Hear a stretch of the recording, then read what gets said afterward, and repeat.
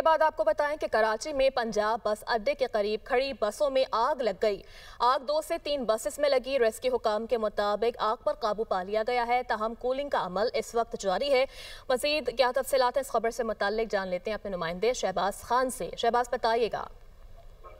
जी बिल्कुल, ये कराची का इलाका है सोरावकोट, जहां पर पंजाब बस अड्डे के करीब खड़ी बसों में जो है वो आग लग गई थी। इतना मिलते ही रेस्क्यू 1112 सिंध के 2 फायर टेंडर जो है वो मौके पर पहुंचे और तकरीबन 19 घंटे की जद्दोजहद के बाद जो है वो आग को बुझा दिया गया। इस वक्त जो है कूलिंग का अमल जारी है। फायर ब्रिगेड हुकाम के मुताबिक आग जो है वो बस अड्डे के करीब कचरा कुंडी में लगी थी, जिसने खड़ी बसों को जो है अपनी लपेट पर ले लिया।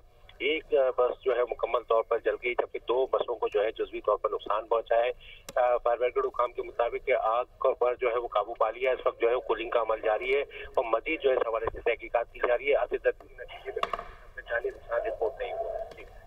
ठीक है, आग पर काबू पा लिया गया है। कूलिंग का अमल इस वक्त जारी है। शहबाज हमें अपडेट कर रहे थे।